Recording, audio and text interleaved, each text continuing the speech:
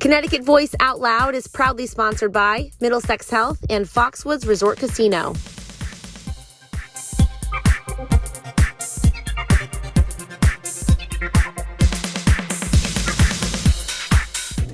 Welcome to Connecticut Voice Out Loud, the first show in Connecticut dedicated to the LGBTQ community. I'm Pat Laurie. We begin tonight with some trivia. What Connecticut restaurant has the largest selection of tequila in the Northeast? I'll give you 2 hints. They're located in New Haven and they're celebrating 15 years in business. Still stumped? Maybe we'll have to ask Jeopardy contestant Amy Schneider about that. Our Dawn Ennis sat down with the first transgender contestant to reach the Tournament of Champions. I've seen you everywhere. Yeah. You've been all over. Is this something that just like boggles your mind that you have been, on TV, on the radio, on networks, in YouTube, everywhere? Yeah, absolutely. I mean, I had a couple months to sort of prepare for, knowing that it would be, I knew it was going to be some level of, television exposure and things like that. But it's been a lot more than I anticipated. And it's been a lot more.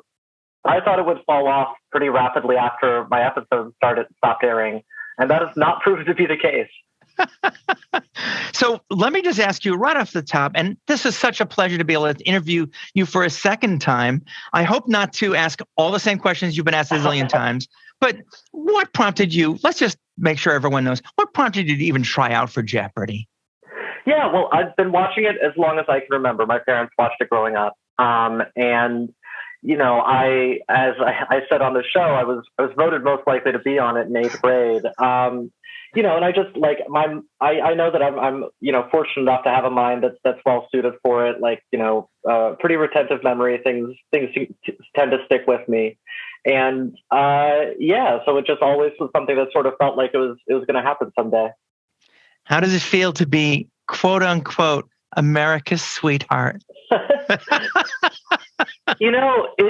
It's hard to comprehend from my perspective, right? Because I'm just, I'm not a different person than I was before this, and I still live the same place and lie around and eat Kraft macaroni and cheese out of the pot and all this sort of thing.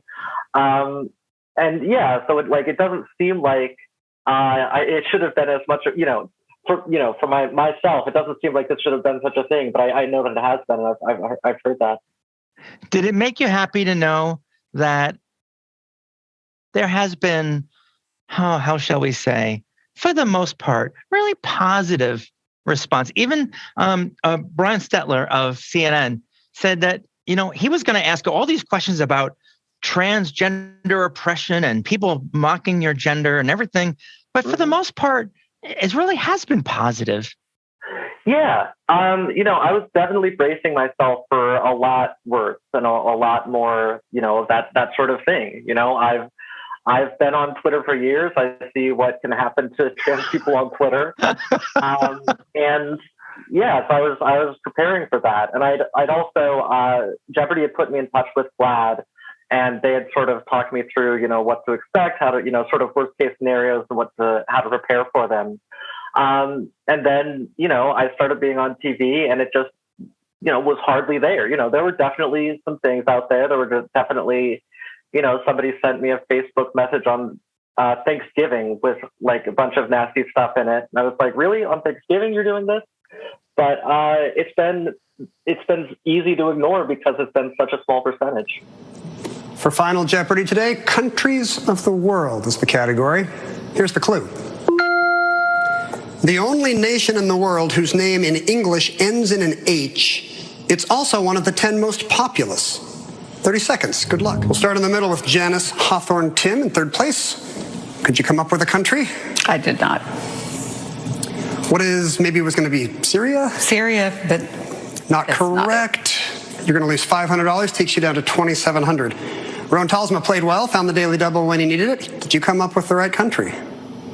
What is Bangladesh? That's a tough one, and that is correct. You will add $12,000, $29,600. You now have a narrow $2,000 lead over our champion, Amy Schneider. Did you come up with Bangladesh? You looked at this for a long time.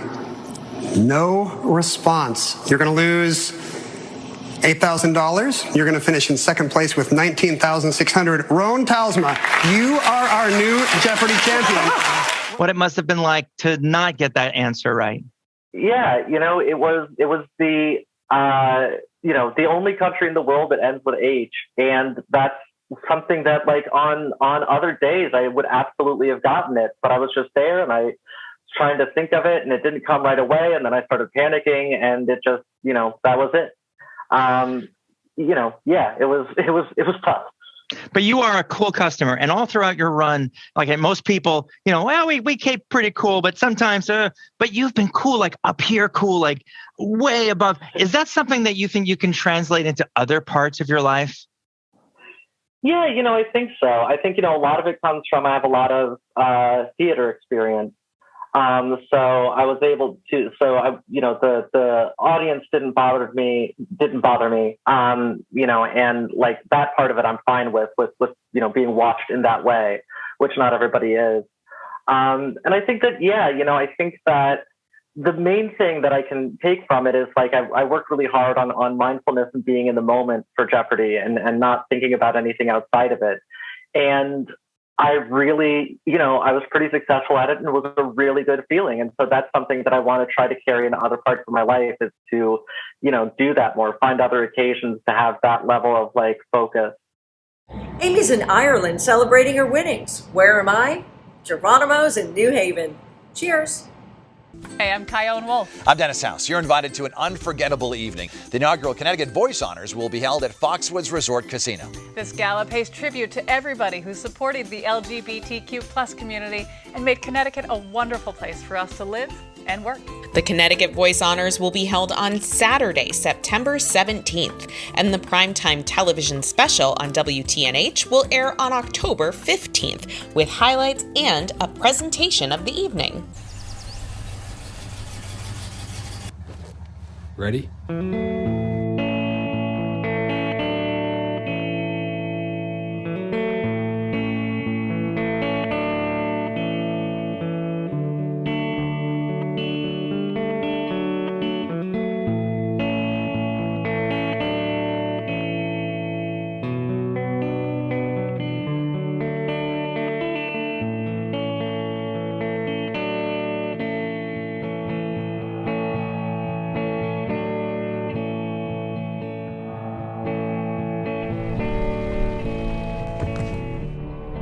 Ready?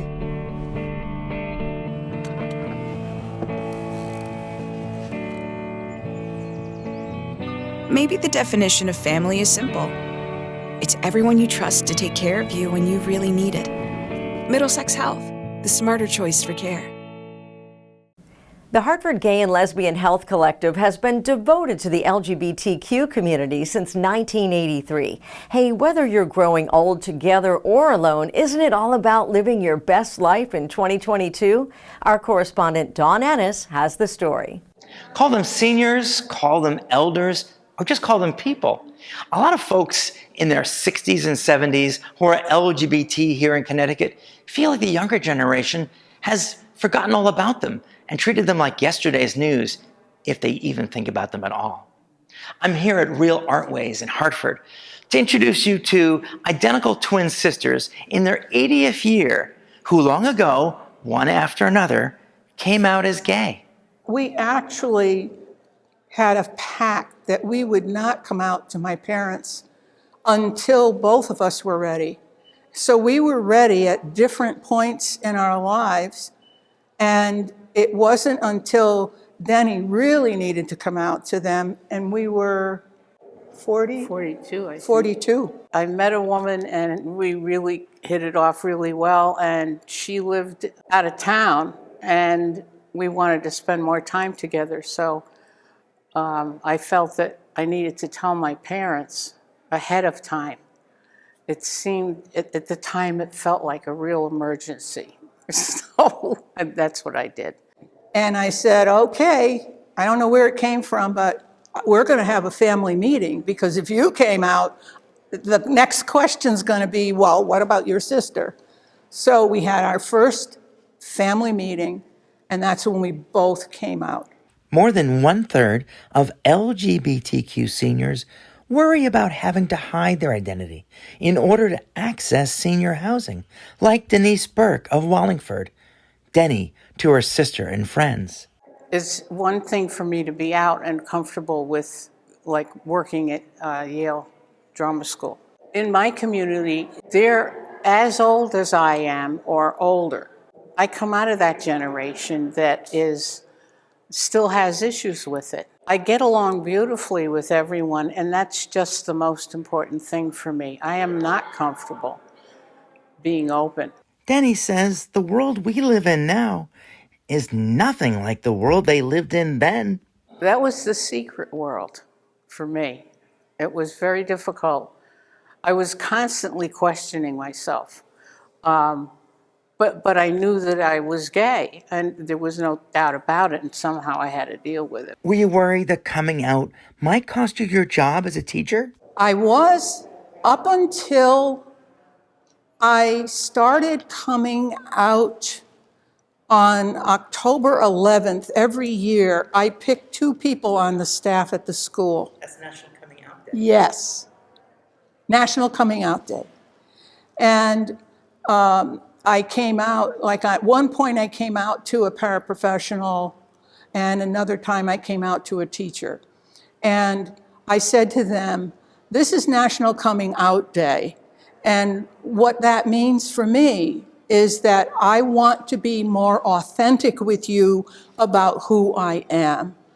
I don't want to be here under the assumption of who I am. So I am gay, and I am proud to be who I am, and I just wanted to have my connection with you be stronger. Do people ever confuse you for one another? There's a certain look when someone is approaching you, they're like, And then they're not sure. It's like, so we know immediately that that is someone the other one knows. I was out in public somewhere, and I caught the eye of someone, and they were like this. And I went, uh-oh, I don't think I know this person. And they'd make their way up to me, and I would go, hello. How are you today? You look really excited. I said, but I already know that you think that I'm Geraldine Burke, and I'm not. But I'm hugging them anyway. You know. What did they say? Oh, they get embarrassed.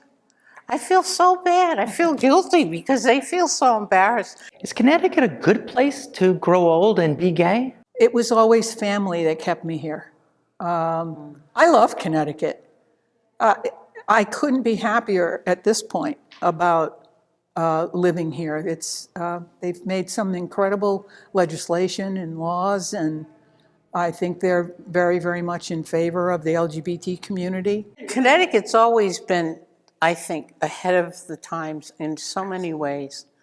And that definitely makes it a really super state to live in. What message do you want younger people who are watching to know? If you've gotten certain beliefs or myths formed in your mind, try to set them aside a little bit and see the person, not the label. If somebody looks different, or whatever it is, don't even question it. Just go with it. And that's what I have. It's the same for gay, lesbian, transgendered people. I mean, it makes no difference at all. We're all human. We all bleed. It's like, it's second nature. And I'm actually grateful that I was born gay. You're watching Connecticut Voice Out Loud, where we celebrate Pride all year long. Coming up, an important reminder about what you need to know about cancer screenings. Tile is meant to be creative and fun. Any building project can be very frustrating. So many parts and pieces coming together at once, and that's why you need somebody who does tile all the time. At Tile America, we like to make it fun. We have designers on staff that are trained professionals that have been here for a long time. To work with you and come up with the design, the patterns that are uniquely you. Amazing showrooms, insightful advice. Go to tileamerica.com to get started. Hey, I'm Kyone Wolf. I'm Dennis House. You're invited to an unforgettable evening. The inaugural Connecticut Voice Honors will be held at Foxwoods Resort Casino. This gala pays tribute to everybody who supported the LGBTQ plus community and made Connecticut a wonderful place for us to live and work. The Connecticut Voice Honors will be held on Saturday, September 17th, and the primetime television special on WTNH will air on October 15th, with highlights and a presentation of the evening. At Middlesex Health, we're doing more to make healthcare better for you, with more personal attention to get you back to your best, and more of today's most innovative, life-saving treatments. We're bringing more second chances to communities throughout central Connecticut and the shoreline, and finding more ways to treat every member of your family like a member of ours. Together, it all adds up to the new Middlesex Health, today's smarter choice for care. The pandemic has caused a lot of people in the LGBTQ plus community to put off cancer screenings. Amber Kapoor is the Health Education Grants and Survivorship Coordinator at Middlesex Health Cancer Center. Amber, what are some of the obstacles that are keeping people from getting screened? Unfortunately, there are many obstacles that might be in people's way to potentially getting cancer screenings right now. So, you know that especially with the pandemic, we've seen more and more people losing their jobs or cutting back hours. That may have implications for their insurance status. They might have other barriers such as lack of access to transportation, or sometimes they're unable to get in during certain hours. You know, they don't know that facilities might be open extended hours to accommodate them. And then, of course, with the pandemic, a lot of people have fears around COVID safety. So what are you doing to combat some of these obstacles and fears? So at the Middlesex Health Cancer Center, we have strong protocols in place to make sure that we are protecting patients from the spread of COVID-19. We have a vaccine requirement for our staff, thoroughly cleaning in between patients and allowing time in between patients, protocols related to social distancing, visitor restrictions. There are an endless number of things that are in place really to uplift the safety of our patients and our employees. Well, of course, cancer screenings are important for catching cancer early and not letting it advance. But for this population, there are other risk factors at play, right? Mm-hmm. Yeah, absolutely. So there are some things, that apply to everybody, but that unfortunately may be more common among the LGBTQ population. So for example, we see, higher rates of substance abuse, smoking, obesity, some of those kind of behavioral risk factors that do increase the chances of developing cancer. And then, of course, there are some things that might be more specific to the transgender population as well. So, for example, there's unfortunately a lack of data out there, but there are some data that suggests that perhaps long-term hormone use may be related to cancer incidence. So just extra important to get screened if you're transgender. Can it be confusing if you're a trans man or a trans woman to know what kind of cancer screening you should get? Absolutely. It might, what it boils down to is being really simple, actually, but individuals might be confused. They might, we talked a little bit about barriers. They might be reluctant to come in. Often cancer screenings can be highly genderized, so we talk about breast cancer screening among women, everything is pink. So if you're presenting male, but really need that mammogram, that might be extra uncomfortable for you. But really the bottom line is that if you have it, screen it. So that's really the simple message here. If you have breast tissue, it should be screened for breast cancer. If you still have a cervix, it should be screened for cervical cancer, and so on and so forth. That's really important to mention. Are there any final tips that you think would be helpful? So I think it's extra important to have a primary care provider that you trust. someone that you're able to be open with, someone who knows that you're transgender, is aware of the organs that you may or may not have, whether you're on hormone therapy, and just really being able to have an honest conversation with them. You know, it's understandable if you're reluctant to get certain cancer screenings. They're invasive to begin with. And again, if you're maybe not super comfortable with your current body, they might be even more off-putting. So just having honest conversations with your primary care provider about hesitations. For example, if you're not willing to go for a colonoscopy, they may be able to talk to you about other options like home-based stool tests, or there may be workarounds if you're uncomfortable with one particular screening. Amber Kapoor, thank you so much for joining me today and talking about the importance of getting that cancer screening. And just as a reminder, Middlesex Health has 2 cancer center locations, one in Middletown and one in Westbrook. I hope that this information will prompt you to go get the screening that you need. My name is Dawn Gagliardi. I am on the Corrado Group at Coldwell Banker. I am a real estate agent and I work with both buyers and sellers. I currently live in West Hartford, Connecticut, which is actually where I grew up. I cover all of the greater Hartford area and all of Connecticut. I also have a great team of realtors and connections all throughout the country, so I can help people buy or sell a home anywhere in the country. I'm able to help my clients buy their perfect homes and sell their homes for top dollar. At Middlesex Health, we're doing more to make healthcare better for you, with more personal attention to get you back to your best, and more of today's most innovative, life-saving treatments. We're bringing more second chances to communities throughout central Connecticut and the shoreline, and finding more ways to treat every member of your family like a member of ours. Together, it all adds up to the new Middlesex Health, today's smarter choice for care.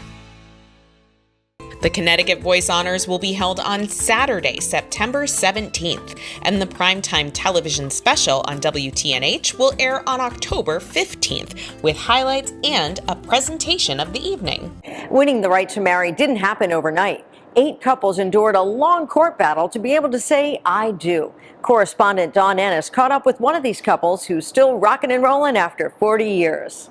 Welcome, everybody, to American Jukebox. I'm Garrett Stack, here with you for the next couple of hours as we play the music of the baby boom generation. And on this edition of American Jukebox, we're going... When Garrett Stack isn't spinning songs of the baby boom generation, here on American Jukebox WMNR, he's at home with his husband, John. That's where they're reliving their history and Connecticut's. We were one of the people that made marriage for same-sex couples possible in the state of Connecticut. Stack and his husband, John Anderson, are retired educators who joined 7 other gay couples in 2004 suing the state for the right to marry. Their court battle dragged on for years, but they won. We were finally able to get married after all the work with the courts, and we did. We had our official wedding here in the church in Woodbridge. In Woodbridge, yeah. The United Church of Christ Congregational. And that was July 10th, 2009. We had no idea when we met, and we kind of clicked immediately. So tell me your love story. How did you two meet? I'd love to tell you that story. I was in an education conference in Washington, D.C. in the summer of 1980. And I'm all set for the week-long conference. I arrived on a Sunday, and on Sunday night I decided to go out to a Washington, D.C. gay bar. So I did, somewhere about 8 o'clock at night, and I walk into this gay bar, and I have a wonderful time. You know, I'm just enjoying being there, and a song came on the jukebox, a wonderful, beautiful song that I loved. It was called I Should Have Never Let You Go by Neil Sedaka and his daughter, Dara Sedaka. It came on the jukebox, I melted, and during the song, I looked over to my left and I saw that face. And when I saw that face, I said, behind that face, this is during the song, behind that face is a wonderful person, I can just tell. And after the song was over, I went over and I said, John, oh no, I said, I just had the most wonderful fantasy about you during the song. And he said, what song? What song?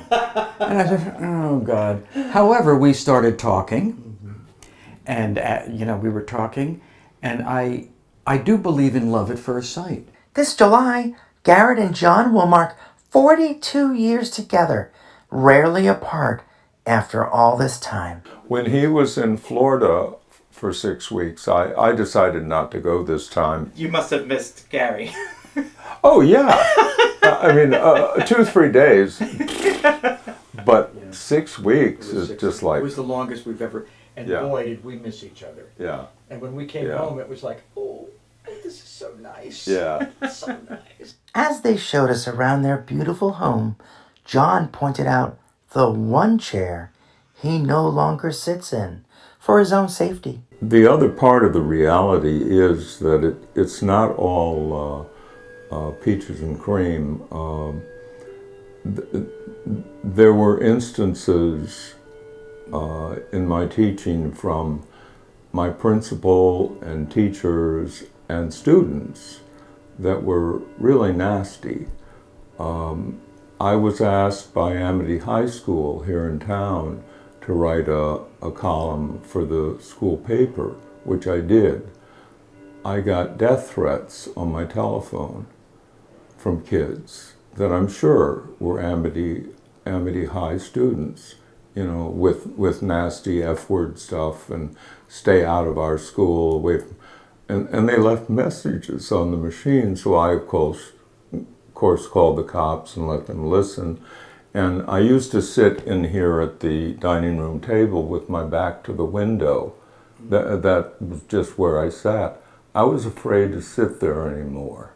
There was a price to pay, is my point. It isn't all roses. But as Gary also said, the liberation is fantastic. What's your advice for the younger people who are watching this? One, be who you are. Accept and love yourself. Come out as soon as is possible. Don't hide it. Don't suppress it. There is a wonderful life out there for you when you decide to be yourself. I feel like a pioneer in the state of Connecticut, and I'm thrilled over that. I feel proud over that, and I'm glad that I did it.